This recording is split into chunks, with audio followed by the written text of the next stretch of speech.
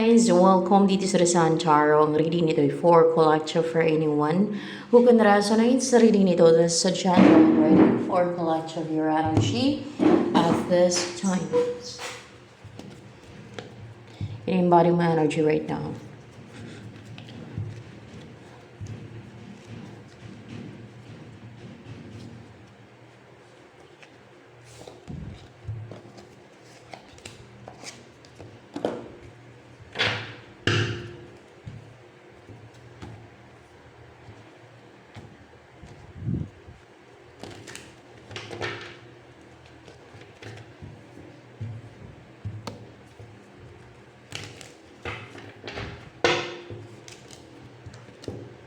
Wow, Ace of Wheels, guys. Na-attract mo yung opportunities, stability, perfect person. Bakit ko nasabi na perfect person? Kasi willing yan, no? Yung mag-offer sa'yo ng relationship or proposal or yung magsama na kayo ay talagang magkukumit na siya. Ang gusto niya yung mag-umpisa na kayo magsama, na mag-purchase ng house and lot, ganyan. Yun talaga for stability na mag-umpisa na kayo ng a stable life together, ganyan ba? And na-attract mo yung money, abundance, gold. Pwedeng gold ha, kasi it's gold oh. And financial security, mga pang long term to guys, kahit sa love life, pang long term nga ng mga offer, kahit sa opportunities and offers sa career and sa or job offer, mga pang long term yan guys, and talaga you will be stable and secured sa kikitain mo sa career o sa job na yan, sa offer na job or trabaho, no? Ayan.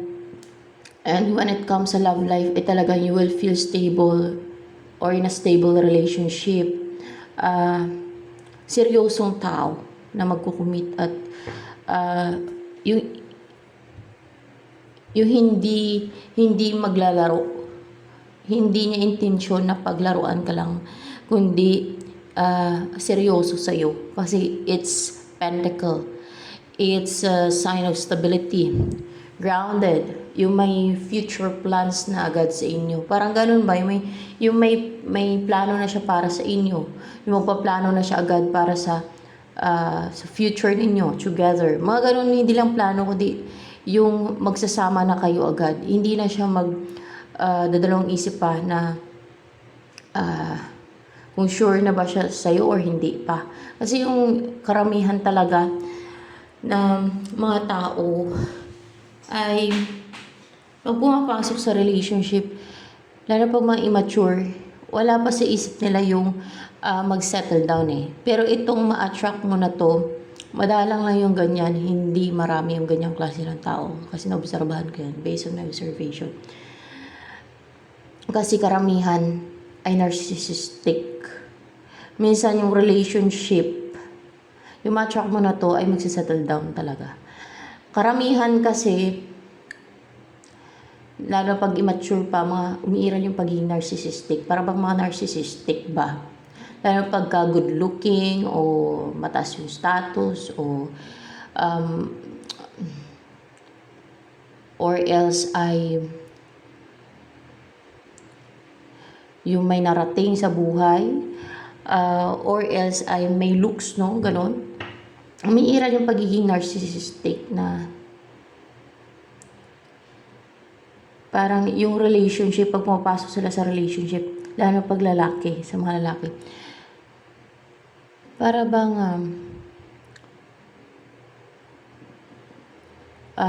nag-ano sila nakipagrelasyon just to have fun, mga ganon, and para may pagmalaki sa kanilang mga friends, sa katropa nila, and or sa family nila. Yun lang. At pang short term, hindi, para bang walang balak ng pang long term. Mga ganun. Toxic makipagrelasyon sa mga ganong tao.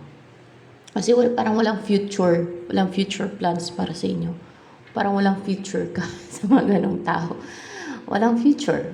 Sa mga ganong klase ng tao. Kaya, it's not a best choice sa mga ganong klase ng tao.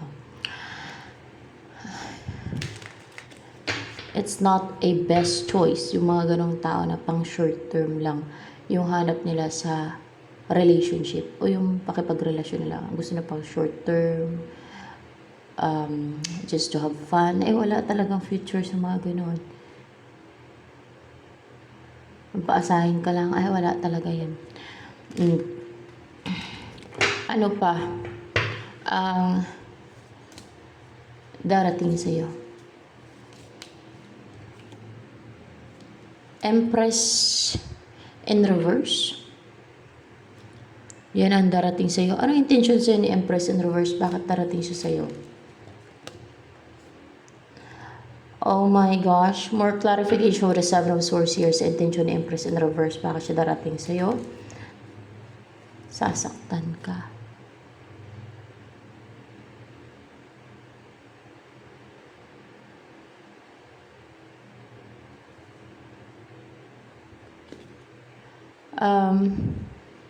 Kasama ba tong Four of Wands?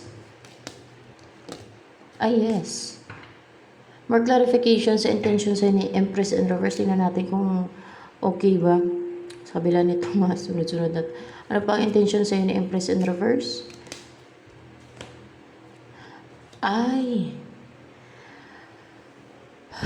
Balak kanyang nakawin at itago, guys. What's with the Ten of Swords here?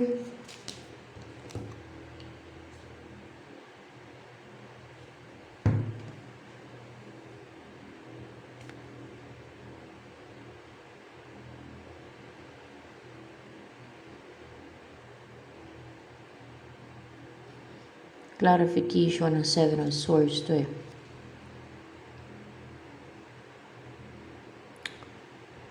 May gagawin siyang betrayal. Kasi, at may masasaktan. Ikaw ba'y masasaktan sa gagawin niya? Hindi. Someone in your life, pwedeng family mo. Kasi nanakawin ka niya. Kung may karelasyon ka, yun ang masasaktan. May betrayal siyang gagawin. Scheme. Deceit. Nanakawin ka niya Nanakawin ka niya, no? Kung may karelasyon ka, nanakawin ka niya sa karelasyon mo, no? Nanakawin ka niya. Aagawin ka niya.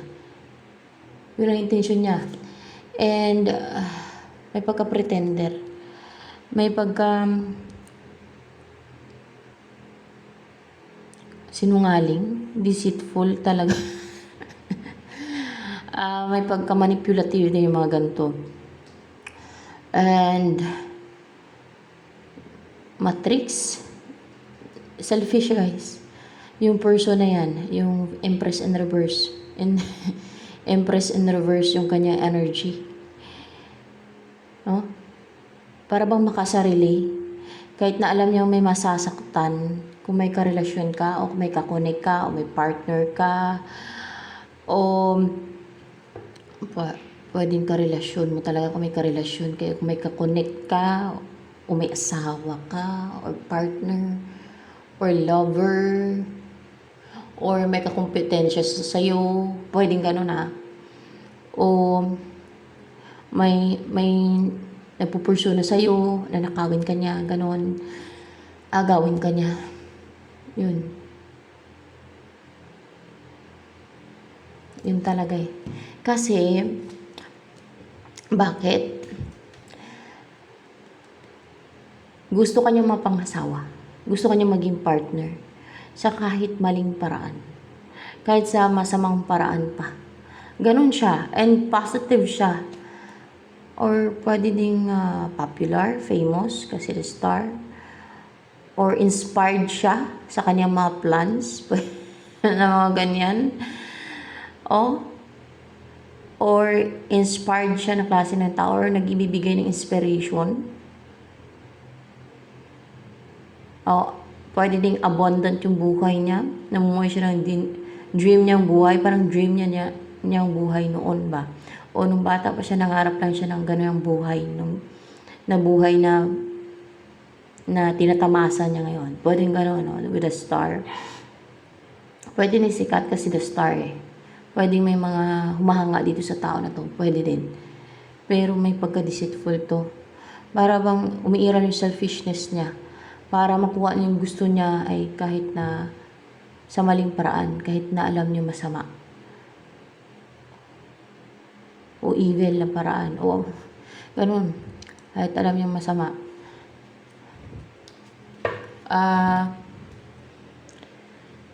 So, ayan, clarification na naman to. Kasi gusto kanya mapangasawa. Gusto kanyang, ikaw yung gusto niya kasing mapangasawa. Ikaw yung gusto niyang maging partner.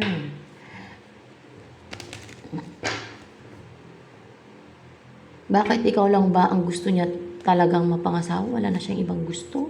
O kaya, kahit sa paraan na hindi tama o ikaw lang na-clarify pa ng 10 of Cups, ikaw lang talaga ang gusto niya mapangasawa, wala na iba pa. O kaya kahit sa ganyang paraan, gagawin niya. O? Sa inyo lang gustong magka-baby, na magka-anak kayo kasi, ano ba yan? Mahal na mahal ka ba ng tao na yan? Bakit ganyan siya? Hindi naman. Pero mahal ka niya ng tao na yan. Kung bakit gusto ka niya mapangasawa, ganon. Hindi dahil sa mahal ka niya. Dahil sa possessive yan sa'yo. O dahil na-obsessed yan sa'yo. Obsessed? Obsessed. Dahil sa obsession niya sa'yo. Hindi dahil sa pagmamahal, kundi dahil sa obsession niya sa'yo. Nagiging aggressive siya dahil sa obsession niya sa'yo. Passionate pa siya na gawin to na nakawin ka, agawin ka dahil sa obsession niya sa'yo. Tingnan niyo yung obsession. Parang baliw yung tao. Kasi lahat ng sobra ay masama, di ba? Yung obsession ay sobra yan eh. At hindi yung pagmamahal yung obsession. Kabaliwan niya. Tama naman eh. Tatawa lang ako kasi kabaliwan. Yung sa word ba? Kabaliwan. Pero, totoo, di ba? Pag na-obsess ka, parang sira ulo na parang baliw. Parang ganun lang, no? Parang, you can control your emotion, your feelings of jealousy, yung ganun ba?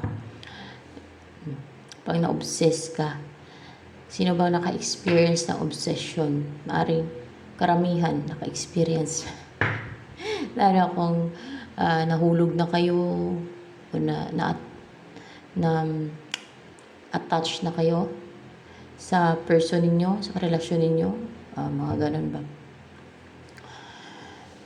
Yung iba nga ay na-obsess kahit hindi nila nakarelasyon, yung crush lang nila eh, na-obsess na sila eh. May ganun ha. Pero pagka mga teenager pa, bata pa, ay pero mali yun guys. So, hindi tama yun.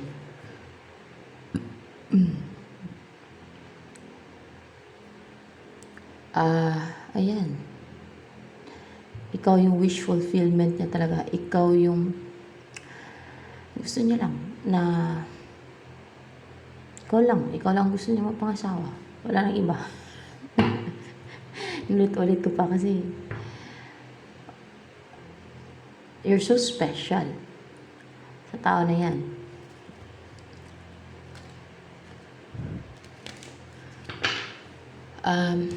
Ano yung body mo energy?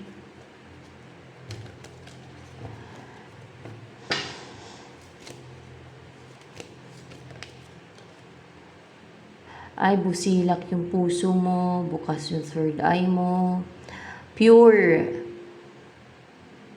yung puso mo, you're so pure. Yung mind mo din is for sure pure din. Wise ka kasi puti yung buko.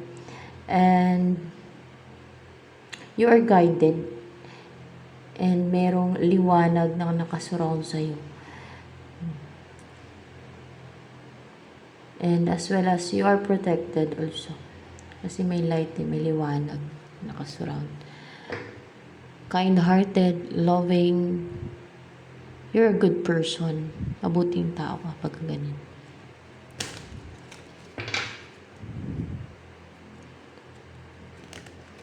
Ano pa ang energy mo ngayon?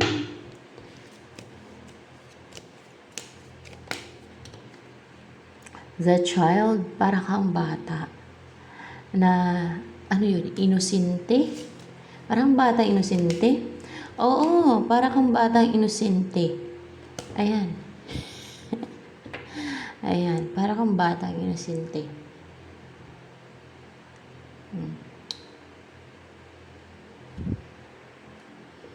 I love your energy.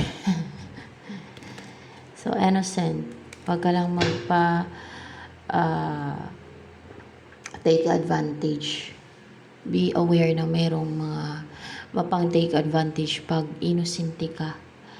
Kasi sa mundong to, lalo rin mga psychopath, ulit-ulit yung sinasabi yan. Yung target ng mga yan ay yung mga mabubuti ang puso, yung mga empathetic, yung tingin nilang kaya nilang manipulahin, yung mga inosente, yung mga tingin nilang mahina. Ganun. Pag inosente ka kasi, ay parang wala kang alam. Para bang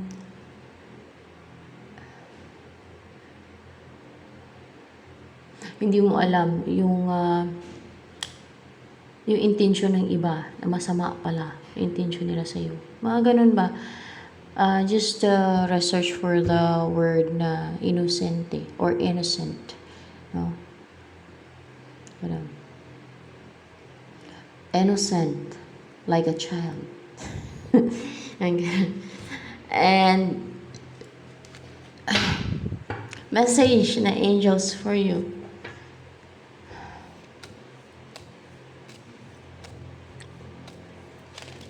Ay, isa lang. Madami. Spring. Your desires fully manifest as the flowers begin to bloom. Sa spring daw, yung mga dinidesire mo, ma-fully manifest siya. Sa spring season. Ano yung mga mag-improve sa'yo, mga darating sa'yo,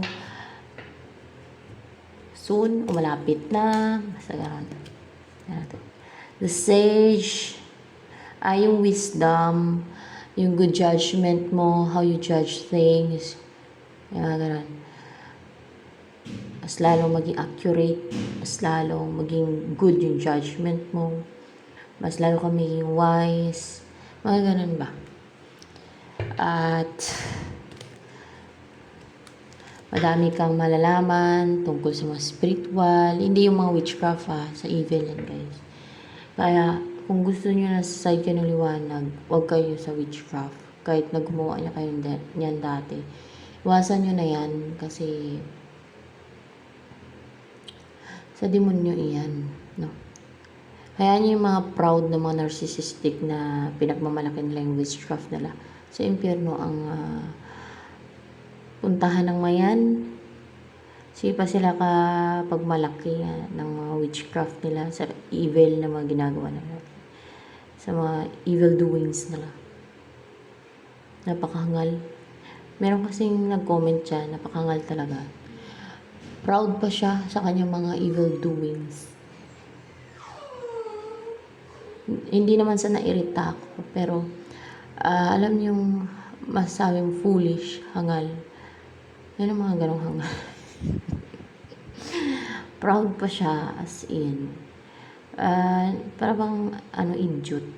Ano yung idiot? Well, as in, pinagmamalaki pa niya. Na parang pinagmamalaki niya na sa, nakampon siya ng kadiliman. Ganun. Idiot talaga siya. Instead magbago, anong ginawa niya? Talagang mapapahamak yung kaluluwa niya sa impyerno.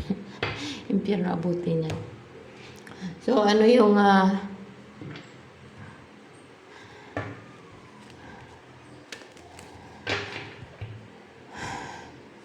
mga darating pa sa'yo? Soon or sooner. Sooner talaga. King of Swords. It's a person. Naging body ng King of Swords. Ano yung intention sa'yo ni King of Swords? Bakit siya darating sa'yo? Soon or sooner? More clarification sa intention pa sa'yo ni King of Swords na yan. Bakit siya darating sa'yo? Soon or sooner? Ay guys, you know what? Gusto niya nga isa siya sa maging options mo. Gusto niya nga isa siya sa pagpilian mo. Isa yan siya sa mag-offer sa'yo ng a cup of love. Oh. Ayan. Bakit alam niya ba may mga nakakagusto pa sa'yo na iba? Na may mga options ka? Oo, alam niya na mayroong mga impulsive and mayroong mga talagang so determined and so willing to pursue you, to get you, to take you, to have you, ganon. Alam niya hindi lang siya ang nag-iisa na nagkakagusto sa'yo, na interesado sa'yo. Kaya,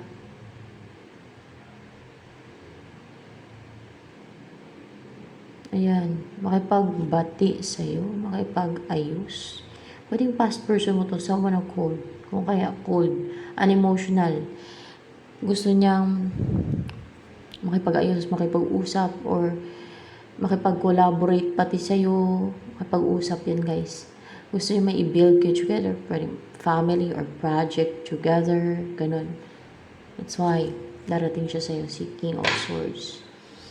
Yan ang intention ni King of Swords ha. Meron pang isa. Sly. Cunning. Ayan o. Sino kaya ang makatuluyan mo no? Sa kanila? Ito intention niya din mapangasawa ka talaga. Ang isa. So, ayan na lamang guys for collective reading. Sa mga baguhan pa dito sa aking channel, please to subscribe at upunin niyo ang kalimutang i-click ang bell button na sa ganun mo notify kayo sa mga susunod na videos na upload ko, at paki-like naman po at paki-comment na rin sa ating comment section box, lalo na sa mga nakaresonate sa reading nito.